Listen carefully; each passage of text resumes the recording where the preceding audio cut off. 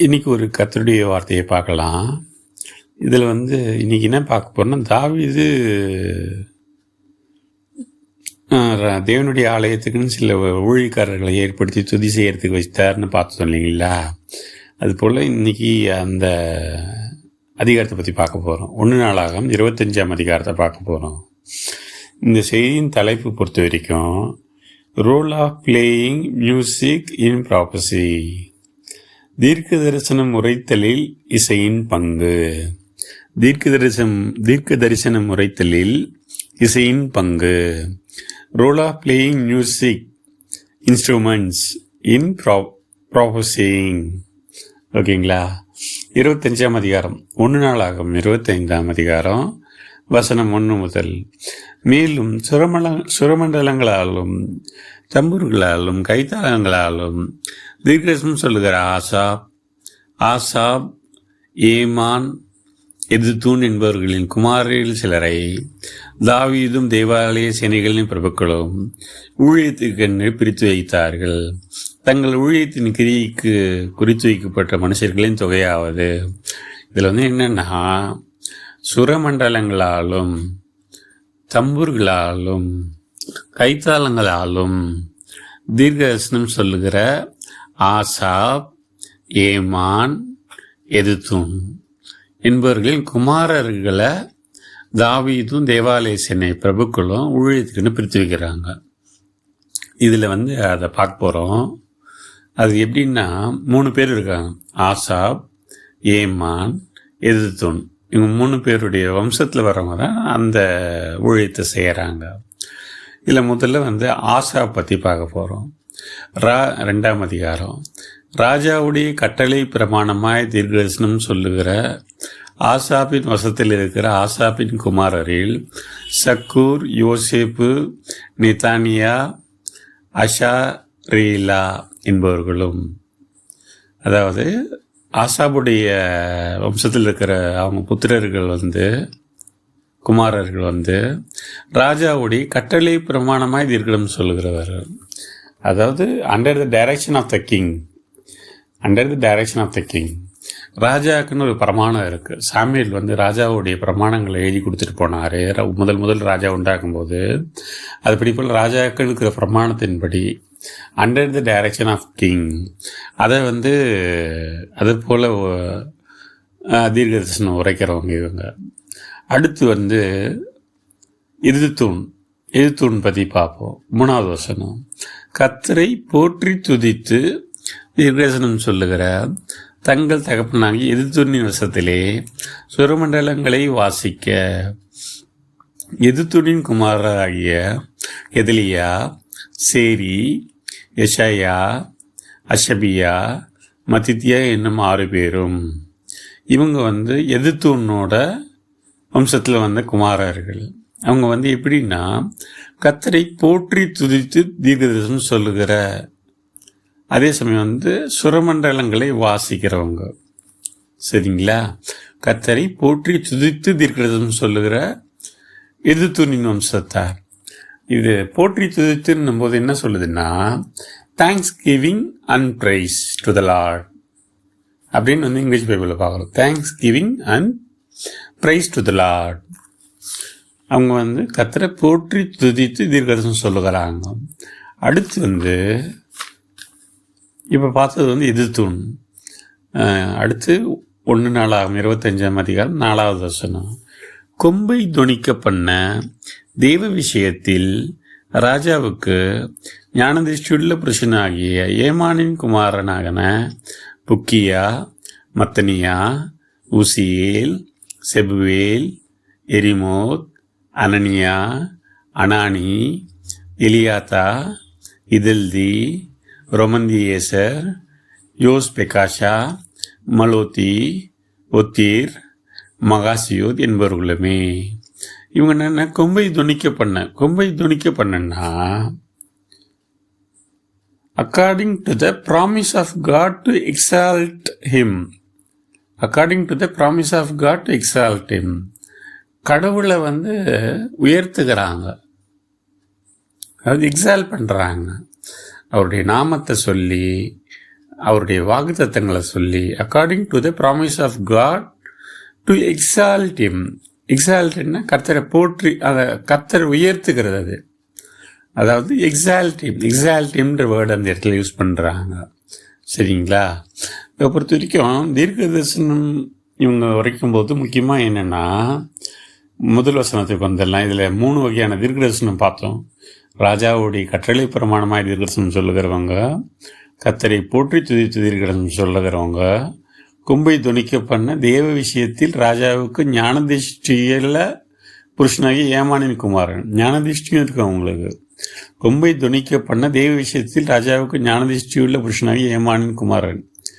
இந்த 3 வகையான கொம்பை துணிக்க பண்ண தேவ விஷயத்தில் அந்த மூணாவது வகை.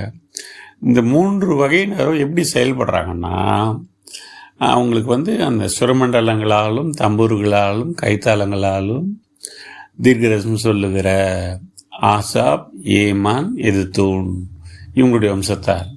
இந்த அந்த இசையை வாசிக்கும்போது அவங்களுக்குள்ள கர்த்தருடைய ஆவியானவர் இறங்குறார். இதுதான் நம்ம வர்ஷிப், இப்போ புதிய ஏற்பாட்டில் நம்ம வர்ஷிப் பண்ணுறோம். வர்ஷிப் பண்ணும்போது மியூசிக் வாசிக்கிறாங்க, இன்ஸ்ட்ருமெண்ட்ஸ் வாசிக்கிறாங்க. அப்போ கர்த்தருடைய ஆவி அவங்க மேலே இறங்குது.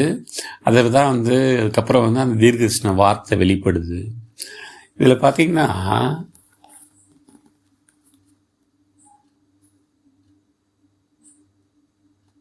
இதில் என்னென்னா, இது ஒரு சில வார்த்தைகள் நான் அப்படியே இங்கிலீஷில் படிக்கிறேன். who prophesied with music instruments, that is, they wrote songs as guided by the Spirit of God. In some cases, the songs seem to have become part of Old Testament scripture. அதாவது இவங்க இந்த இசையை வாசித்து உரைத்த தீர்க்க தரிசனங்கள், அந்த பாடல்கள்லாம் தேவ ஆவியினால் ஏவப்பட்டு வந்த வார்த்தைகள். அந்த பாடல்கள் ஒரு காலத்தில் என்னன்னா, பழைய ஏற்பாட்டு அந்த வேத வசனங்களில் பதிவு செய்யப்பட்டது. அதாவது இந்த வேதத்தில் நமக்கு கொண்டு வரப்பட்டுகிறது. அதாவது ஆசாப் பாடின பாடல்கள் சங்கீதம் 50. ஆசாப்புடைய சங்கீதம் ஆசாபின் சங்கீதம்னு இருக்கும். சங்கீதம் 50 மற்றும் சங்கீதம் 73 சங்கீதம் 83 வரை ஆசாப் எழுதினது. சரிங்களா? ஆசாபுடைய இந்த சுரமண்டலங்களாலும் தம்பூர்களாலும் கைத்தாளங்களாலும் தீர்க்கதரிசனம் சொல்லுகிற இந்த 3 பேரால் எழுதப்பட்ட சங்கீதங்களை நீ பார்க்க போகிறோம். ஆசாப் எழுதின சங்கீதம், அந்த பாடல்கள் சங்கீதம் 50 மற்றும் 73 83 வரைக்கும் இருக்கிற சங்கீதத்தை ஆசாப் பாடி அதை பதிவு செய்யப்பட்ட சங்கீதத்தில். அடுத்து எதுத்தூன் சங்கீதம் 39, அடுத்து சங்கீதம் 62, அடுத்து சங்கீதம் 77. இது 3மே பார்த்தீங்கன்னா 31 தாவீது எதுத்தூனின் ஒப்பிக்கப்பட்ட சங்கீதம்னு இருக்கும். 62 தாவீது எதுத்தூனிடத்தில் ஒப்பிக்கப்பட்ட சங்கீதம்னு இருக்கும். 77 ஆசாப் எதுத்தூனிடத்தில் ராகத்தலைவனாக எதுத்தூனிடத்தில் ஒப்பிக்கப்பட்ட சங்கீதம்னு இருக்கும். ஆக மொத்தத்தில் எதுத்தூன் பாடி பதிவு செய்யப்பட்ட சங்கீதம் சங்கீதம் 39, 62, 77. ஏமானுடைய சங்கீதம் சங்கீதம் 88ஆம் சங்கீதம். இந்த 3 பேருடைய சங்கீதங்கள் இதில் பதிவாயிருக்கு. அதாவது அவர்கள் பாடின பாட்டு வசனமாயிற்று. இப்பொழுது வசனத்தை நாம் பாடலாக பாடுகிறோம். அதாவது அவர்கள் பாடின பாட்டு வசனமாயிற்று. இப்பொழுது வசனத்தை நாம் பாடலாக மாற்றி பாடுகிறோம். நம்மளுக்கு அவங்களுக்கு இருக்கிற வித்தியாசம் அதுதான். சரிங்களா? ஃபாதர் பிரிக்மன்ஸ் பாடல்கள் எல்லாம் பார்த்தீங்கன்னா வசனத்தை அடிப்படையாக வச்சு எழுதுகிற பாடல்களாகவே இருக்கும். வசனத்தையே ஒரு பாடல்களாக மாற்றிருப்பார். அதுபோல் அந்த பழைய ஏற்பாட்டு காலத்தில் அவங்க பாடும்போது அவங்க பாடின பாடலுக்கு பழைய ஏற்பாட்டில் சங்கீதமாக பதிவாச்சு. இப்போ நம்ம ஒரு உதாரணத்தை பார்ப்போம். 2 ராஜாக்கள் 3:15. 2 ராஜாக்கள் 3:15. இங்கே ஒரு காரியத்தை பார்க்க போகிறோம். இதில் ஒரு வசனத்தை மட்டும் வாசிக்கிறேன். இப்போதும் ஒரு சுரமண்டலவாதிக்காரன் என்னிடத்தில் கொண்டு வாருங்கள் என்றான். சுரமண்டலவாதிக்காரன் வாசித்த போது கர்த்தருடைய கரம் அவன் மேல் இறங்கி அவன் கர்த்தர் உரைக்கிறது என்னவென்றால், இந்த பள்ளத்தாக்கிலே எங்கும் வாய்க்கால்களை வெட்டுங்கள். நீங்கள் காற்றையும் காண மாட்டீர்கள், மழையையும் காண மாட்டீர்கள். ஆனாலும் நீங்களும் உங்கள் ஆடு மாடுகளும் உங்கள் மிருக ஜீவன்களும் குடிக்கும்படிக்கு இந்த பள்ளத்தாக்கு தண்ணீரால் நிரப்பப்படும் என்று கர்த்தர் சொல்லுகிறார். இது கர்த்தரின் பார்வைக்கு அற்ப காரியம். மோவாபியரையும் உங்கள் கையிலே ஒப்பு கொடுப்பார். இது என்னன்னா, இந்த 2 ராஜாக்கள் 3ஆம் அதிகாரத்தை வாசிச்சிங்கன்னா இதில் என்ன இருக்குன்னா,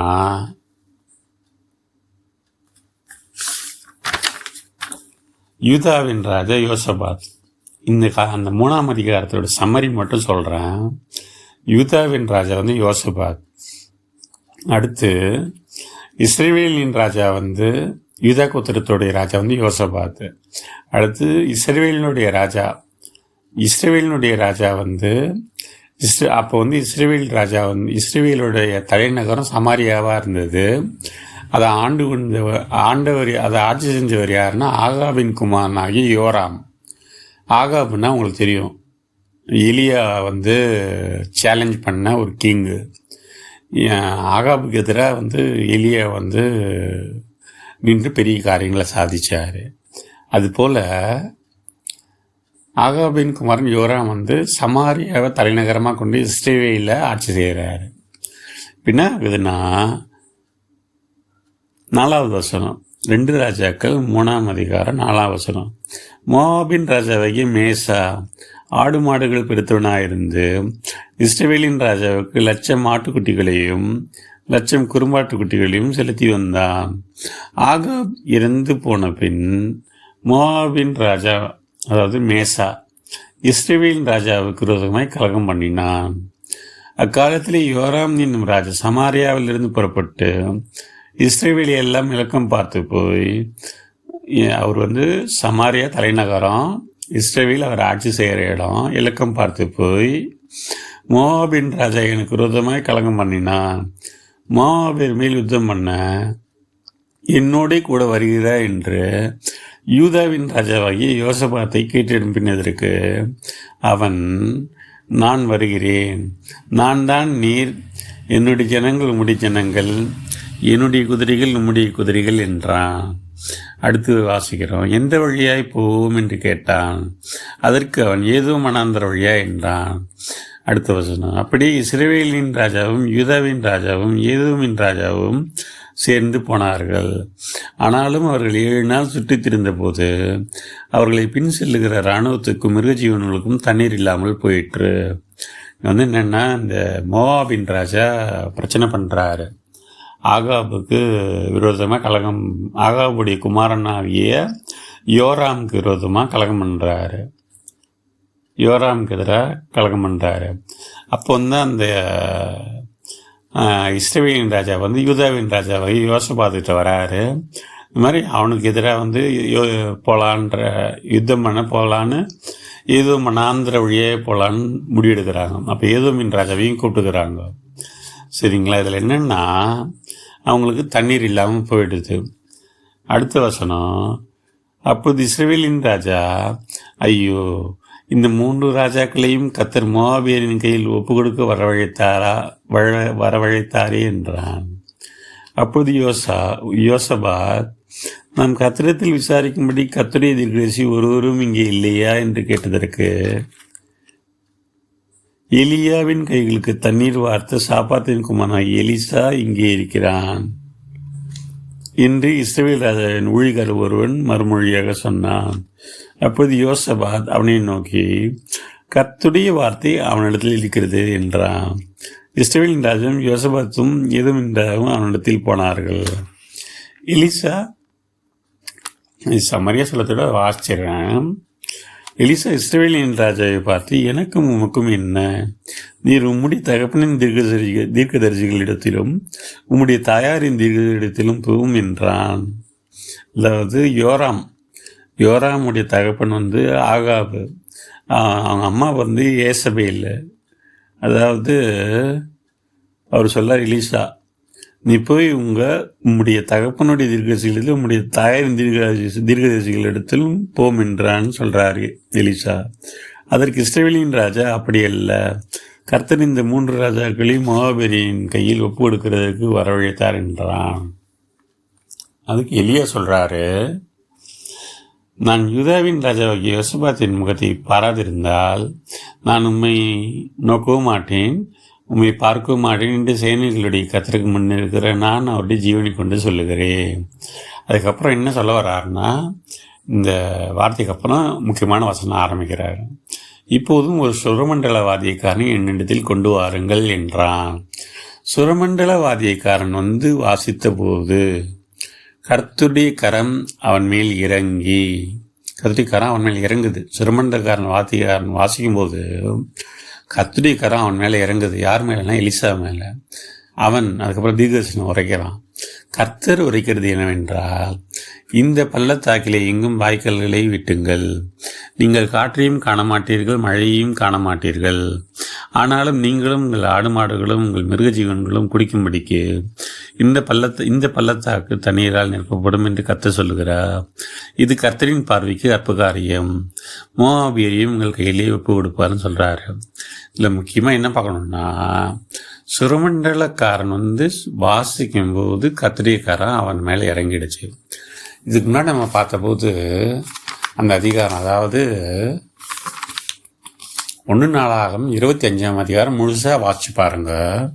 அதில் 1லேருந்து 4 வரைக்கும் இருக்கும்போது அவங்க சுரமண்டலத்தால் 1 நாளாகும் 25ஆம் அதிகாரம் முழுசாக வாசிச்சு பாருங்க. அந்த தாவீது ஏற்படுத்தின ஊழியக்காரர்களுடைய வம்ச பேர் வழி முழுவதும் கொடுக்கப்பட்டிருக்கும்.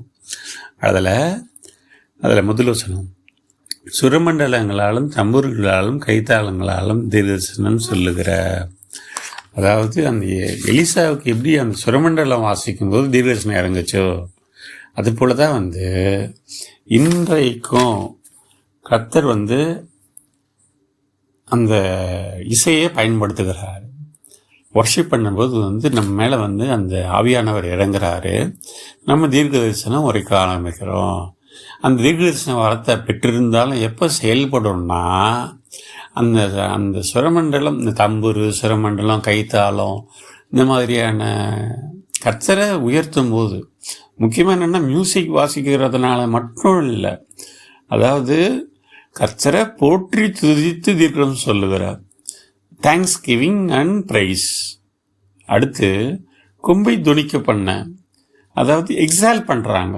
கர்த்தரை உயர்த்த அந்த இசை கர்த்தரை தேங்க்ஸ் கிவிங் அண்ட் ப்ரைஸ் அவர் எக்ஸால் பண்ணும்போது அந்த தீர்க்கதரிசன வார்த்தைகள் கிடைக்குது. அப்போ தீர்க்கதரிசனம் வரைக்கும் போது உங்கள் ஆவியினால் ஏவப்படாமல் கர்த்தருடைய ஆவியினால் நடத்தப்பட்டு நீங்கள் கர்த்தருடைய வார்த்தையை பேசுவீங்க. அது உங்கள் மூலமாக வராது, அது கர்த்தருடைய வார்த்தையாக இருக்கும்.